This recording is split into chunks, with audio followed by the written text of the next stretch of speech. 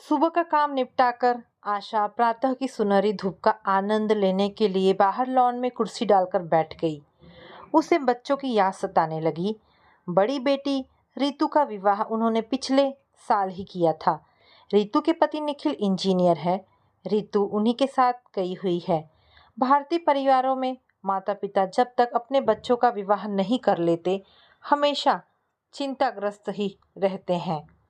यह कर्तव्य बोध उनके दिल को हर पल कचोटता रहता है। इधर कई दिनों से आशीष का पत्र नहीं आया था। आज उन्हें उसके पत्र की प्रतीक्षा थी।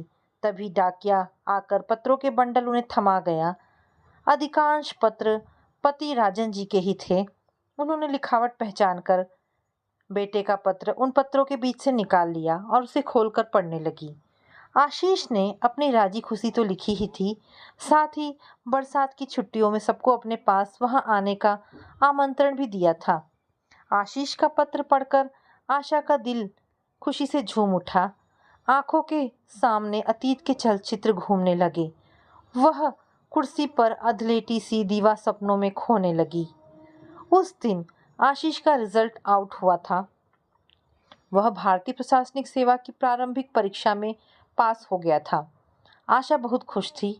कानों कान यह समाचार शीतल पवन के तीव्र झोंके तक सभी रिश्तेदारों में पहुंच गया था। बहनें सोच रही थी कि उनका भाई शहर का कलेक्टर बनेगा।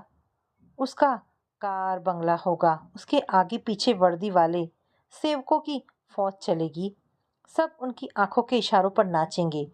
यही सब कल्पनाएं करती दोनों पुलकित हो रही थी। मैं तो अपने भैया के लिए मेम जैसी दिखने वाली सुंदर भाभी लाऊंगी, रितु ने कहा। दीदी चिंता ना करो, माँ कह रही थी कि अब तो भैया के लिए एक से एक बढ़कर बढ़िया रिश्तों की लाइन लग जाएगी। चुन लेना तुम उनमें से अपनी पसंद की भाभी। क्यों? गीतू खुशी से हास्य के साथ कहने लगी। पर भाई, हमें भी तो अपना रंग रूप संवारना चाहिए ना। अब मैं तो कल ही ब्यूटी पार्लर में जाकर अपने बाल सेट करवाऊंगी। और हाँ, अब तो मैं ब्यूटिशियन का कोर्स करूंगी ताकि खुद ही सुंदर मेकअप कर सकूं। बहनों को भी तो कलेक्टर भाई के अनुरूप ही अपना रहन सहन और पर्सनैलिटी बनाना ज़रूरी है।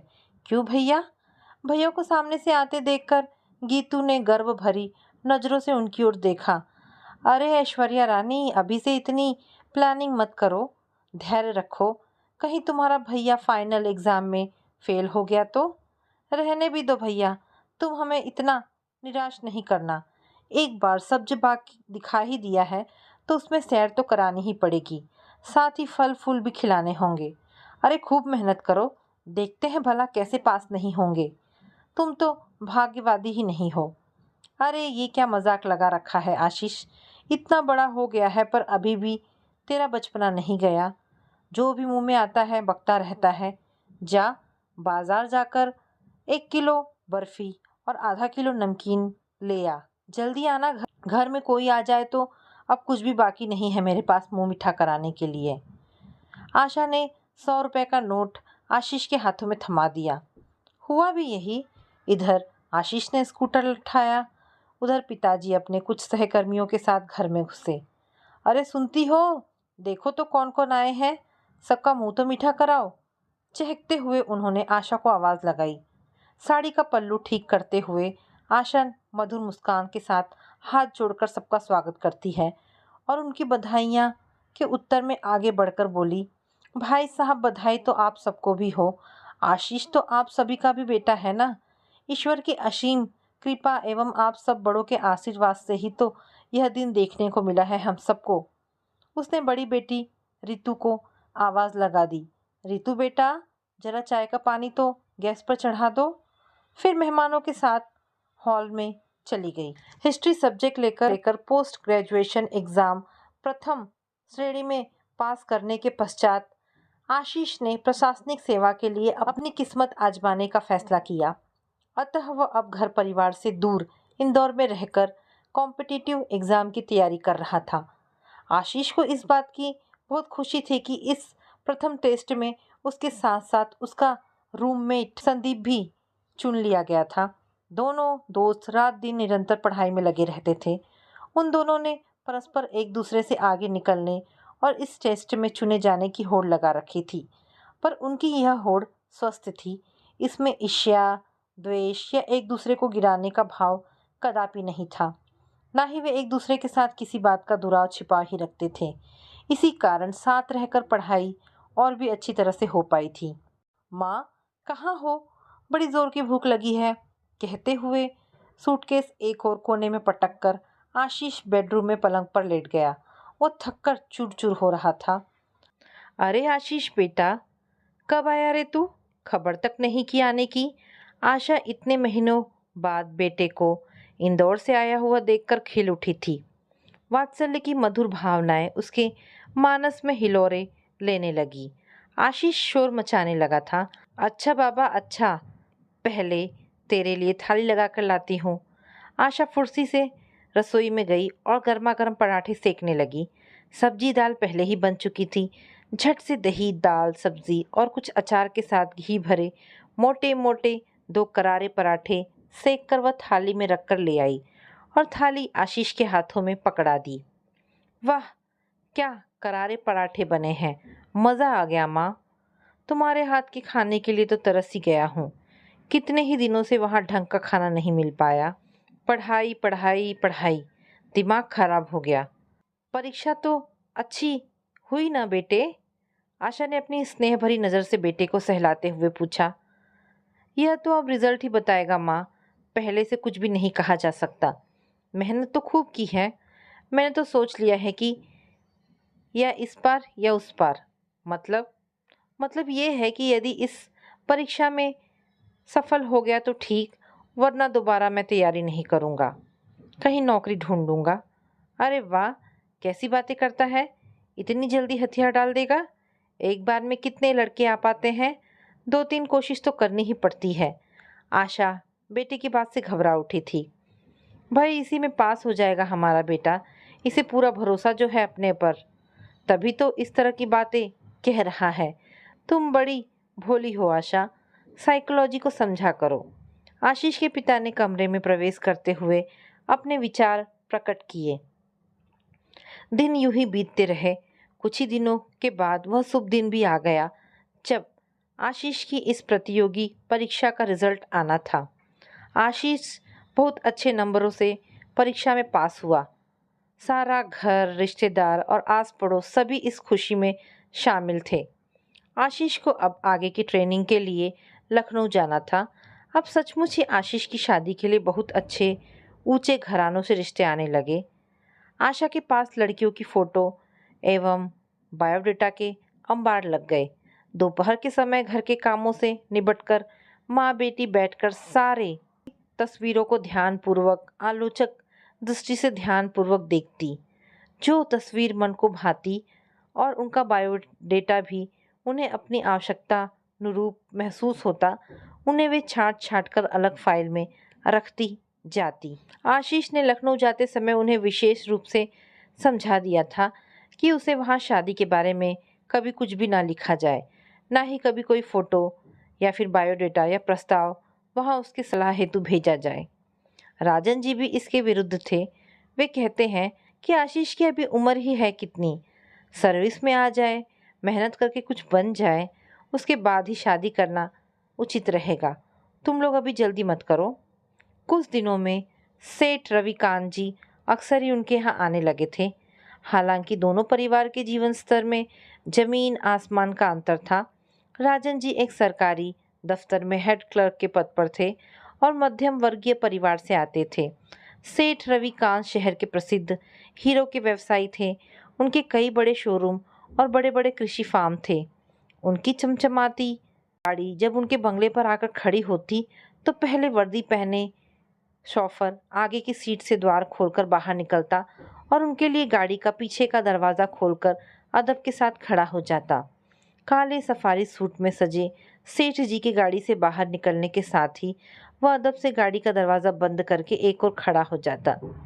राजन जी और आशा खिड़की से झांककर उन्हें अपने घर की ओर आते देखते तो उनका सीना गर्व से फूलकर 2 हाथ चौड़ा हो जाता। अपनी औकात याद कर वह स्वयं को कलेक्टर के पिता समझ गर्वान्वित हो उठते। सेठ रविकांत जी अपनी बेटी सुगंधा की शादी कलेक्टर दामाद से करने के लिए कुछ भी कीमत अदा करने के लिए तैयार थे। उनकी बेटी ने इसी वर्ष बीए पास किया था। उसका रंग गेहुआ था पर शरीर कुछ भरा हुआ था। तो क्या हुआ, वह आशीष और अपनी बेटी को शादी में कार बंगले सहित जीवन की समस्त सुख सुविधाएं जुटाने एवं कई लाख रुपए कैश देने के लिए भी तैयार थे। उनका कहना था कि आशीष के लिए उनकी बेटी सर्वथा उपयुक्त है, अतः राजन जी को आंख मीचकर यह रिश्ता पक्का कर देना ही सही रहेगा। कई दिनों से एक बड़ी कंपनी के डायरेक्टर महेंद्र जी के फोन राजन जी के पास रोज ही आ रहे थे। वे आशीष के लखनऊ से लौटने की बड़ी ही बेकरारी के साथ इंतजार कर रहे थे। उन्होंने बेटी की फोटो एवं बायोडेटा तो पहले ही भेज दिए थे। अब आशीष के घर वापस आते ही वह अपनी बेटी को उसे दिखलाकर बात पक्की करने के इच्छुक थे। उन्हें डर था कि कोई और उनसे पहले बाजी ना मार ले। राजन जी के दफ्तर से वापस आते ही शाम के समय एक न एक बेटी का पिता रोज ही उपस्थित हो जाता और वही बातें उनसे बार बार कुरेद कुरेद कर पूछता। आपका बेटा घर कब आ रहा है? उसकी ट्रेनिंग कब पूरी हो रही है? शादी कब तक करने का ख्याल है? हम शादी पर इतना इतना खर्च करेंगे, इतना कुछ सामान देंगे। हमारी बेटी घर के कार्यों में अत्यंत दक्ष है, सुंदर है, सुशील है, ये है वो है, आदि आदि। कुछ दिनों की छुट्टियों में आशीष घर आया तो सभी रिश्तेदारों ने उसे स्नेहपूर्वक घेर लिया। गीतू दौड़कर वैवाहिक संबंध के लिए आए फोटोज और बायोडाटा लेकर आ गई। भैया देखो तो कितनी सारी फोटो आई है, तुम जरा चुनो, देखो तुम्हें कौन सी पसंद आती है। गीतू ने प्रसन्नतापूर्वक उत्सुकता दर्शाई। अरे आते ही यह क्या शुरू कर दिया सबने, आशीष ने थोड़ा चिढ़कर कहा। फिर दृढ़तापूर्वक आशा की ओर देखकर बोला, माँ मैं अभी विवाह हरगिज हरगिज नहीं करूँगा, इसीलिए ये फोटो और ये पत्र यहाँ से जल्दी से हटा दीजिए प्लीज़। बड़ा लाट साहब बन रहा है रे, यहाँ रात दिन बेटी वालों ने नाक में दम कर रखा है, कब से तेरे आने का इंतज़ार हो रहा है, अब भी कहता है कि ये फ़ोटो यहाँ से हटवा दीजिए। अरे देख तो ले, पसंद नहीं आए तो मना कर देना बस। स्नेह मिश्रित डांट के साथ कहते हुए भी आशा कुछ आवेश में आ गई। आशीष ने कुछ भी उत्तर न देकर फोटो का एल्बम अनिच्छा से एक और पटक दिया और कमरे में जाकर पलंग पर लेट गया।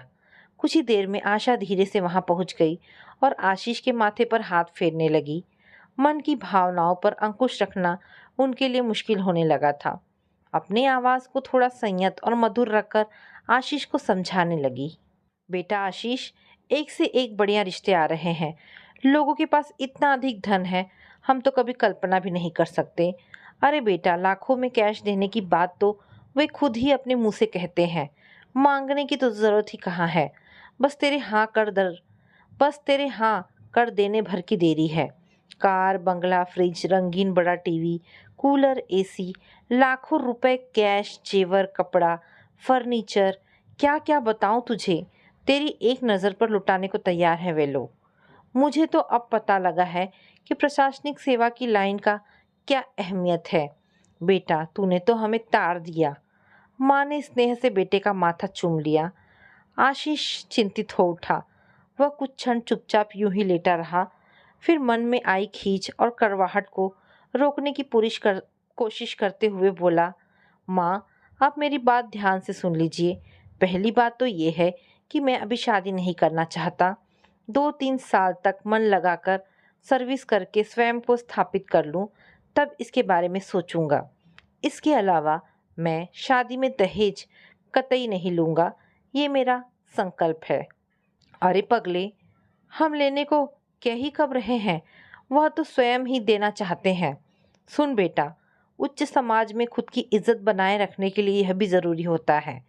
आशा हंस पड़ी, मानो उन्होंने कोई ऐसा अनोखा नया रास्ता सुझाया हो जहाँ तनिक भी रपटन ना हो। सांप भी मर जाए, लाठी भी ना टूटे। पर आशीष इस बारे में और लंबी चौड़ी बहस में नहीं उलझा। वह कुछ देर बाद वहाँ से उठकर अपने एक दोस्त के घर मिलने के लिए चला गया। ट्रेनिंग के बाद आशीष की पोस्टिंग हुए 2 साल हो गए थे। अब वह डिप्टी कलेक्टर बन गया था। उसके जिले में उसका बड़ा सम्मान था। उसके अफसर उसकी कार्य करने की क्षमता से खुश थे। वह अत्यंत संयमी, न्यायप्रिय एवं अनुशासन का दृढ़ता से पालन करने और कराने वाला अफसर माना जाता था। रितु और गीतू अब बड़ी हो गई थी। आशा और राजन जी को उनके विवाह की चिंता सताने लगी थी, किंतु वह जहाँ भी रितु के विवाह की बात चलाते, लोग काफी दहेज की मांग करते। उनके सम्मुख इस बारे में असमर्थता दर्शाने पर सीधा सा उत्तर मिलता, आप भी कैसी बातें करते हैं राजन जी, आपके यहाँ भला क्या कमी है? आपका बेटा तो अपने शहर का राजा है। आप बेटी को जो कुछ देंगे उससे वही सुख पाएगी। फिर कल जब आप अपने बेटे की शादी करेंगे तो कुछ नहीं लेंगे क्या? ये कैसी विडंबना है? अभी तो घर में ना कुछ आया न गया, लोग अभी से ऐसी बातें करते हैं। निराश से हो चले थे। इस बार आशीष घर आया तो माता पिता दोनों ही उस पर बरस पड़े। क्या बात है आशीष, लगता है तुम किसी से प्यार व्यार के चक्कर में पड़ गए हो। ऐसा है तो पहले से ही बता दो, हम तो बड़े दुखी हो रहे हैं। तुम्हारा विवाह हो जाए तो रितु और गीतू का भी नंबर आए। लोग ना जाने क्या क्या आशा लगाए बैठे हैं। काफी समझाने बुझाने के बाद आशीष शादी करने के लिए राजी हुआ। उसके हाँ करते ही पूरा परिवार जैसे आनंद की लहरें दौड़ने लगी। आशीष ने ध्यानपूर्वक सब बायोडेटा और फोटो को देखा और उनमें से एक छांटकर अलग कर दिया। रितु और गीतू ने भी तस्वीरें देखी थी, किंतु उन्हें दूसरी फोटोज पसंद आई थी। खैर तय हुआ कि परिवार में सभी की पसंद की एक एक फोटो अलग निकाल दी जाए और उन 5 लड़कियों को देखकर निर्णय ले लिया जाए। आशा का विचार था कि फोटो के साथ ही उनके पिता की हैसियत पर भी पहले ही विचार कर लेना सही होगा, कहीं बाद में परेशानी उठानी ना पड़े। आने वाली लड़की का पिता उतना ना दे सके जितना किसी दूसरी जगह से उन्हें अधिकतम मिल सकता हो, क्योंकि आशीष ने तो स्पष्ट ही कह दिया था कि वह दहेज लेने या मांगने के एकदम ही विरुद्ध है। राजन जी, आशा, रितु, गीतू और आशीष सभी ने साथ जा जाकर शहर के अंदर की एवं बाहर की भी कई लड़कियां देखी। आशीष को सौम्या पसंद आई। सौम्या ने इसी वर्ष इंग्लिश से एमए पास किया था, अतः घर के सभी कामों में वह दक्ष थी। देखने में वह अत्यंत सुंदर और आकर्षक तो थी ही, साथ ही बड़ी चुस्त भी थी। उसके चलने बोलने का ढंग भी बड़ा ही मनमोहक था। यही नहीं, उसे सभी सोसाइटी में जाने आने का अभ्यास भी था, क्योंकि उसके पिता एक बड़ी प्राइवेट कंपनी में वरिष्ठ अधिकारी थे। स्कूल कॉलेज के फंक्शन एवं कंपटीशन में वह हमेशा भाग लेती रही थी। आशीष को हर दृष्टिकोण से सौम्या अपने लिए सही लगी। घर आकर उसने माँ और रितु को अपने निर्णय से अवगत करा दिया था। आशा को तो महिमा पसंद आई थी। वह सेठ रायचंद जी की इकलौती बेटी थी। काफी समय से वह उनके घर पर मिलने आती रही थी। रितु और गीतू के साथ उसने अच्छी दोस्ती भी कर ली थी। इस बात को लेकर माँ बेटे में बहस सी हो गई। आशा बोली, महिमा में क्या कमी है आशीष, हर बात में अच्छी है वह। रंग तो देखो कैसे दिप दिप करता है, अंग्रेजी कैसे फराटेदार बोलती है। घर में उसके आगे पीछे नौकरों की फौज दौड़ती है, पर यहाँ आने पर रितु के साथ चाय बनवाने पहुंच जाती है रसोई में। माँ, अभी तो तुम उस लड़की की इतनी तारीफ कर रही हो, कल जब वह तुम्हें अपने घर के धन एवं नौकरों का ताना देकर काम धाम करने से मना कर देगी तो तुम ही सबसे पहले तिल मिलाओगी। तब सारा दोष तुम मेरे सिर मढ़ दोगी। कैसी है रे तेरी बहू। भारत में बेटे की माँ अपनी पसंद से चुनकर बहू घर लाती है, पसंद से मांग मांग कर दहेज लेती है, तब भी शादी के बाद बहू को लेकर हमेशा असंतुष्ट ही रहती है। आशा आशीष का मुंह ताकती रह गई। इतना सा लड़का और इतनी बड़ी बात, वह भी उनके ही मुंह पर मानो थप्पड़ जड़ दिया हो। आहत होकर इतना ही बोली, ठीक है बेटा, जो तुझे जचे वही कर। कल कोई यह तो ना कहेगा कि माँ ने अपनी पसंद की बहू लाकर मेरी जिंदगी बर्बाद कर दी। सौम्या के पिता को संदेश भिजवा दिया गया। आशा गोद भराई की रस्म कराई टीके की तिथि पक्की हो गई। उसके 2 दिन बाद ही शादी रखी गई। सगे संबंधियों, परिचितों, दोस्तों सभी को निमंत्रण पत्र भिजवा दिया गया। रितु और गीतू खूब उल्लासित थी। सौम्या उन्हें भी बहुत पसंद थी। सबसे बड़ी बात तो यह थी कि वह इतनी योग्य होने पर भी बड़ी सीधी, सरल और सुशील थी। आशा ने बड़े मन से बहू के लिए बरी का सामान, जेवर, साड़ियाँ एवं श्रृंगार का समस्त सामान तैयार किया था। उन्होंने इसके लिए पूरे शहर छान मारा था। चुन चुन कर सुरुचिपूर्ण नए डिजाइनों के साड़ियाँ और गहने खरीदे थे। उस दिन सौम्या के पिता घर पर आए हुए थे। राजन जी से पूछ ही रहे थे कि उन्हें कितना रुपया नगद चाहिए और वह कितना किस में खर्चा करवाना चाहते हैं। आशा और राजन जी ने उनके साथ बैठकर पूरे सामान की लिस्ट तैयार कर दी थी। सौम्या के पिता विजय जी बेटी की शादी में 7 से 8 लाख तक खर्च करने के लिए तैयार थे। हालांकि अब इतना भी आशा जी को काफ़ी कम लग रहा था। कारण था कि महिमा के पिता तो 20 लाख के ऊपर खर्च करने को तैयार थे, पर बेटी की पसंद के सामने उनकी एक नहीं चली थी। इधर ये बातें हो रही थी कि आशीष वहां आ पहुंचा और आकर उनके पास ही बैठ गया। उत्सुकता व उत्साह में सौम्या के पिताजी ने आशीष से भी पूछ लिया, बेटे तुम्हारी कोई विशेष पसंद की चीज़ हो तो बता दो, हम देने की कोशिश करेंगे। ये सुनकर आशीष को इस बात का आभास होने लगा कि वहां बैठकर उसके माँ पापा उसके भावी ससुर के साथ क्या बातें कर रहे थे। लेन देन की बातें हो रही थी। जानकर उसके कान खड़े हो गए। चीज़ों की ताजी बनी लिस्ट वहां पर सामने ही पड़ी थी। आशीष ने उसे उठाकर पढ़ लिया। माँ, ये क्या है? उसने नाराजगी भरे स्वर में पूछा। आशा आशीष के मन की बात समझती तो थी ही, अपमानित होने के डर से स्वार्थवश वह बात का उत्तर टालकर घबराकर उठ गई और अंदर चल दी। देखती हूँ अंदर क्या हो रहा है, चाय भिजवाती हूँ। हम शादी में केवल ₹1.25 और नारियल ही स्वीकार करेंगे।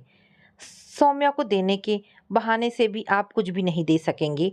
केवल उसके पहनने भर की कुछ नई साड़ियाँ ही, बाकी पहले से जो कपड़े वो पहनती आई है, ताकि आते ही सौम्या को कठिनाइयों का सामना न करना पड़े। मैं अपनी बात पर दृढ़ रहूँगा, ये बात आप गांठ बांध कर समझ ले। दृढ़ शब्दों में इतना कहकर आशीष अंदर चला गया। विजय जी एवं राजन जी एक दूसरे का मुंह ताकते, अपमान के घुट पीते बैठे रहे। दोनों के बीच बड़ी देर तक मौन पसरा रहा। कौन क्या कहे, विचित्र स्थिति थी। राजन जी को ऐसा प्रतीत हो रहा था कि मानो बेटा सरे बाजार उनके मुंह पर चपत चढ़कर चला गया हो। विजय जी सोच रहे थे कि बिना कुछ लिए दिए भी कहीं संभ्रांत विवाह होते हैं। लड़की वाले की स्वयं की भी कुछ इज्जत आबरू होती है। नाते रिश्तेदार, घर परिवार का मान सम्मान होता है, इच्छाएं होती हैं। वे किस किस को सफाई देते फिरेंगे। वे बड़ी दुविधा में फंसे थे। धीरे से बुदबुदाए, कहे तो नगद ही दे दूं सब। पर राजन जी चुप ही बैठे रहे। वो अपने बेटे की विचारधारा से पूर्ण रूप से अवगत थे। हालांकि वह उससे तनिक भी सहमत नहीं थे। उनकी मान्यता थी कि लड़के वालों को स्वयं मांगकर लड़की के पिता को उसकी हैसियत से अधिक देने के लिए विवश हरगिज नहीं करना चाहिए। लेकिन यदि वह अपनी इच्छा से अपनी हैसियत के अनुसार बेटी को उसका नया घर संसार संवारने के लिए कुछ देता है, तो इसमें ऐतराज करने की क्या बात है। यूं तो लड़की को पिता की संपत्ति में व्यवहारिक रूप से संभव नहीं हो सकता। इसे कई नई कठिनाइयां उभर कर सामने आ सकती है। पर माता पिता कुछ न कुछ भेंट स्वरूप तो सनातन काल से ही अपनी बेटी को ससुराल जाते समय देते ही आए हैं। कल को जब वह अपनी बेटियों को ब्याहेंगे तो क्या दहेज नहीं देंगे? है कोई ऐसा आदर्श व्यक्ति जो बेटियों को बिना दहेज लिए सम्मानपूर्वक ब्याह कर ले जाए? सगाई का दिन आ गया। आशीष ने पहले ही पिता को समझा दिया था, मौके पर बैंड बाजे बजवाने तथा लोगों को आमंत्रित करने की कोई जरूरत नहीं है। बिना किसी टीमटाम के सादे तौर पर घर के लोगों के बीच लड़की वाले आकर उसके तिलक करके ₹1.25 और नारियल सगुन स्वरूप दे जाए। इससे लेने देने एवं प्रदर्शन की जरूरत किसी भी पक्ष को महसूस नहीं होगी। पिताजी, मैंने अपनी शादी के लिए कोर्ट में आवेदन पत्र दे रखा है।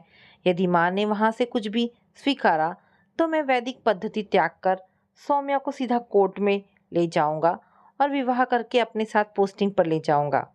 ये बात आप भली भांति जान ले। मैं शादी में लेने देने के नाम पर लड़की वालों से मात्र ₹1.25 और एक नारियल ही लूंगा। आप लोगों को भी दहेज के नाम पर किसी प्रकार का सामान, कपड़े, नकदी अथवा और कुछ भी नहीं लेने दूंगा।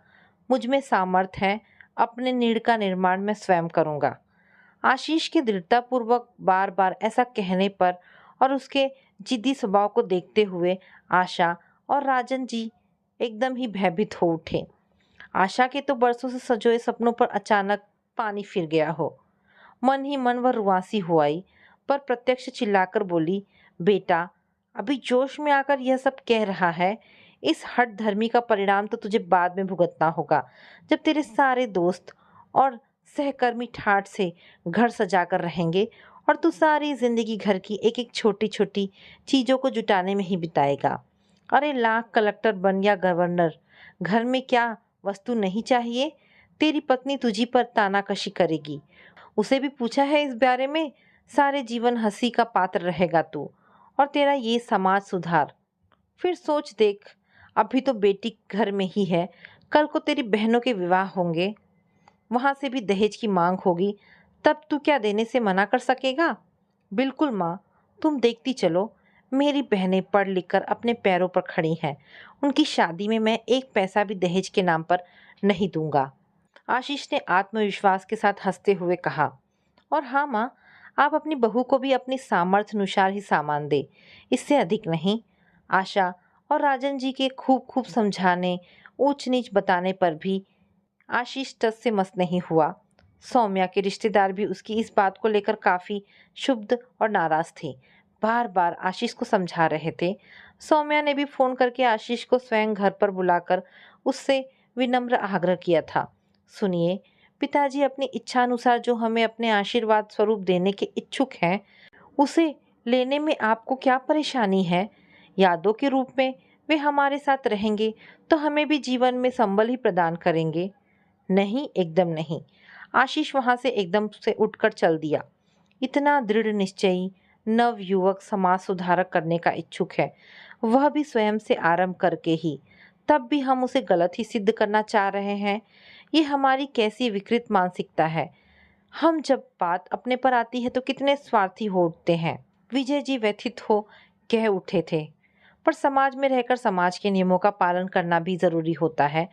कल को यही सास, ननद और ससुर हमारी सौम्या को मायके से खाली हाथ चले आने के लिए ना जाने कैसे कैसे ताने देंगी। तब सब आशीष के समाज सुधार की बात भूल जाएंगी। देख लेना। सौम्या की माँ अपने आंखों में छल छल आए आंसुओं को पोंछते हुए बोली। सौम्या के माता पिता दोनों ही बड़ी दुविधा, कठिनाई और मानसिक अवसाद से घिरे थे। दहेज न देने की बात ने प्रसन्नता और आनंद के स्थान पर मानसिक तनाव की स्थिति बना दी थी। आशीष के जिद्दी स्वभाव के सामने वे हार चुके थे। जैसा आशीष ने कहा, वो भारी मन से सब उसी प्रकार करते गए। कहीं भी अनावश्यक प्रदर्शन और व्यर्थ का खर्चा नहीं हुआ। अत्यंत सादगी के साथ पूर्ण वैदिक रूप से शादी के समस्त कार्यक्रम पूरी निष्ठा और आस्था के साथ पूर्ण किए गए। सभी को विवाह में आनंद तो खूब ही आया। मन को घबरा देने वाली भीड़ भाड़, तेज तेज शोर शराबा, लाखों रुपए के विशाल पंडाल, अनावश्यक सज धज और पूरे शहर को न्योता कर 64 पकवान बनवाने के स्थान पर वहां शांतिपूर्वक थोड़े से स्थान में सुरुचिपूर्ण स्वादिष्ट पेट में समा सकने वाले भोज्य पदार्थ परोसे गए। दोनों ओर के खास खास रिश्तेदारों और परिचित दोस्तों को आमंत्रित किया गया। शादी संपन्न होने के पश्चात तो सभी लोगों के मुंह पर विवाह की प्रशंसा ही सुनाई देती थी। काफी समय के बाद लोगों ने शांतिपूर्वक किसी विवाह में जयमाल, फेरे, कंगना आदि कार्यक्रम जिनके लिए इतना बड़ा टीम टाम और आयोजन किया जाता है, वह तो व्यर्थ के आडंबरों के बीच जल्दबाजी में पंडित पर ही छोड़कर संतोष कर लिया जाता है। सभी को हम आपके हैं कौन फिल्म स्मरण हो आई और प्रसन्नता पूर्वक हंसते मुस्कुराते आत्मीय संवादों के साथ विदाई की रस्म भी पूरी की गई। आशा और राजन जी को उम्मीद नहीं थी कि शादी इतनी भव्यता के साथ संपन्न हो पाएगी। उनकी आंखें खुल गई थी। आजकल सभी लोग बच्चों के विवाह में विवशतावश ही तो इतना आडंबर करते हैं, कितना खर्च करना पड़ता है उन्हें। माता पिता बेटी को देने के चक्कर में एवं दिखावे में खुद को कर्ज में डुबो बैठते हैं। क्या यह सही है? उन्हें अपने बेटे आशीष पर गर्व हुआ था। सभी लोग तो इस आदर्श विवाह की प्रशंसा कर रहे थे। आशा को अब दहेज न लेने पर गिला नहीं रहा था। विवाह के सप्ताह भर बाद ही आशीष सौम्या और अपनी माँ बहनों को लेकर अपनी पोस्टिंग पर चला गया। उसने शादी में होने वाले व्यर्थ के खर्चे से बचाकर रखी रकम को पिता से अपनी गृहस्थी के लिए कुछ आवश्यक सामान खरीदने के लिए ले लिया था। कुछ रुपया उसने पिछले 2-3 वर्षों में स्वयं भी जमा कर रखा था। सौम्या का स्वभाव घर बार के सभी लोगों को पसंद आया था। वह घर के कामों में भी दक्ष थी। अपने मायके में वह माँ के साथ पर्याप्त काम संभालती रही थी। पिता के निश्चित समय पर कार्यालय जाने आने के कारण उनके घर में सभी काम सुनियोजित ढंग से समयानुसार निश्चित समय पर किए जाते थे। उसे सुबह उठकर सबका चरण स्पर्श करने की आदत थी। सुबह की चाय वह खुद अपने हाथों से तैयार करके सबके हाथों में कप थमाती। खाना तो वैसे रामू ही बनाता था, लेकिन वह स्वयं अपनी देखरेख में बनवाती। रितु और गीतू के साथ उसकी अच्छी पटने लगी। उन दोनों को डर था कि कॉन्वेंट में शिक्षित लड़की का स्वभाव ना जाने कैसा होगा, पर यहाँ आकर दोनों आश्वस्त हो गई थी। आशीष का एक दोस्त महेश वहीं पर एसपी के पद पर कार्यरत था। उनकी यहाँ आपस में काफ़ी घनिष्ठता हो गई थी। जब सौम्या और आशीष का पूरा परिवार वहाँ पहुँचा तो महेश ने उनके आते ही सबसे पहले उन्हें सपरिवार अपने घर पर भोजन के लिए आमंत्रित किया था। उसका छोटा भाई निखिल भी उसी दिन वहाँ उसके पास 2 हफ्ते की छुट्टियां लेकर रहने के लिए आया था। निखिल काफ़ी हंसमुख, स्वस्थ और सुंदर नवयुवक था। उसने एक ही दिन में रितु और गीतू के साथ खूब दोस्ती कर ली। एक उम्र होने के नाते फिल्मों, टीवी, आज की राजनीति आदि विषयों पर उनकी जमकर बातें होती रही। 3-4 दिन के बाद एक शाम को निखिल अकेला ही उनके घर आ गया। दरवाज़ा रितु ने खोला। दोनों एक दूसरे को देखकर कुछ देर तक ठगी से खड़े रह गए। फिर निखिल ने ही मौन तोड़ा। अंदर आने के लिए नहीं कहेंगी? अरे हाँ, आइए ना। भैया भाभी तो ज़रा बाहर गए हैं। माँ शाम के पूजा में लगी हैं और गीतू भी भैया के साथ ही गई है। आप? क्यों, आप तो हैं, आपसे ही बातें करूँगा। आपको कोई ऐतराज़ है क्या? उसकी दुविधा और संकोच को मन ही मन ताड़कर वह खुलकर हंस पड़ा। नहीं नहीं, आइए आइए। रितु कुछ सकपका गई। शर्म के कारण उसका मुंह लाल हो उठा। उसने निखिल को ले जाकर कमरे में बिठाया। कुछ देर तक वे इधर उधर की बातें करते रहे। रितु को मन ही मन प्रतीक्षा थी कि भैया भाभी आ जाएंगे या माँ पूजा से उठ जाएगी, पर कोई भी नहीं आया। तब तक निखिल को बताकर दोनों के लिए 2 कप कॉफ़ी बना लाई। उसके सामने संभवतः यह पहला ही मौका था जब उसे अकेले ही किसी लड़के का सामना करना पड़ा हो, पर इस पहल में भी एक अनोखा आनंद था जिसे उसने आत्मविश्वास से भर दिया। कुछ ही देर बाद वह सहज हो आई। निखिल भी उसी शहर में स्वयं को अकेला ही महसूस कर रहा था। भैया दफ्तर चले जाते और भाभी अपने घर के कामों में बिजी रहती। भैया की ड्यूटी ऐसी ही थी कि हर वक्त ही फ़ोन खड़खड़ाते रहे थे और उन्हें समय समय भागना पड़ता। अतः इस परिवार से जुड़कर उसे अच्छा ही लगा था। अब निखिल के साथ उनके सबके काफ़ी प्रोग्राम बनने लगे। कभी साथ साथ दोपहर के समय घर में ही वे सब ताश खेलते, तो कभी पिक्चर देखने जाते, कभी दोनों परिवार पिकनिक मनाते, तो कभी कोई दर्शनीय स्थान का साथ साथ अवलोकन करते। दोनों परिवार आपस में खूब घुल मिल गए। निखिल को रितु का साथ बहुत ही भाता था। वह जहाँ भी जाता ज़्यादा समय उसी के साथ बातें करता। आशीष का ध्यान खुद ही इस ओर गया था। उसे दोनों की जोड़ी सोचने में काफ़ी अच्छी लग रही थी। महेश का परिवार बड़ा ही सज्जन परिवार था। हालांकि उनकी जाति अलग थी। उसे रितु के हाव भाव से भी ऐसा लगा मानो वह भी निखिल की ओर काफ़ी आकर्षित है। एक दिन उसने बातों ही बातों में रितु से निखिल के बारे में बात की तो उसे इस बात का पूरा विश्वास हो गया कि वह निखिल को पसंद करती है। आशीष ने मौका देखकर महेश से इस बारे में बात की। रितु उन्हें खूब पसंद थी। आशीष ने तब भी बड़े स्पष्ट शब्दों में विवाह में दहेज न देने की अपनी प्रतिज्ञा उन्हें बता दी। महेश एवं उसके रिश्तेदारों को आशीष का यह विचार अधिक उत्साहित नहीं कर पाया, अतः बात वहीं के वहीं रह गई। निखिल के जाने का दिन पास आ गया। उसे ऋतु का साथ अच्छा लगता था। ऋतु के साथ शादी की बात सुनकर उसका दिल पुलकित हो उठा था। अपनी कल्पनाओं में वह उसे हमेशा अपने प्रत्यक्ष कार्यकलाप में सम्मिलित पाने लगा था। एक दिन बातों ही बातों में आशीष की शादी की बात चल पड़ी थी। सौम्या उसे अपने शादी की एल्बम दिखा रही थी। तभी सौम्या से उसे विदित हुआ कि आशीष ने खुद जिद करने पर भी विवाह में केवल ₹125 और नारियल ही स्वीकारा था। इसके अतिरिक्त कोई भी चीज़ या कैश आदि नहीं ली थी। उसके पापा मम्मी तो इस बात से अभी तक व्यथित हैं, पर अपने दामाद के प्रति दिल में जो आदर और सम्मान की भावना है वह बताई नहीं जा सकती। सौम्या की इस बात से निखिल रोमांचित हो उठा। एक आदर्श पुरुष उसके समक्ष सशरीर उपस्थित था। इसका निखिल के दिल पर भी बड़ा ही सकारात्मक प्रभाव पड़ा। उसने घर जाकर अपने भाई भाभी से इस बारे में बात की और उन्हें इस बात के लिए मना लिया। ऋतु तो स्वयं भी लेक्चरर थी और अच्छा कमा रही थी, तब दोनों मिलकर अपनी गृहस्थी की गाड़ी सुचारू रूप से चलाने में सामर्थ्य थे। फिर किसी के दिए से कितने समय तक किसी का घर भरता है, उसने भाई महेश से कहा। और तब सचमुच ही बिना कुछ दिए दिए ही ऋतु का विवाह निखिल के साथ 1 महीने के बाद ही हो गया। फोन की घंटी बजने से आशा की तंद्रा टूटी।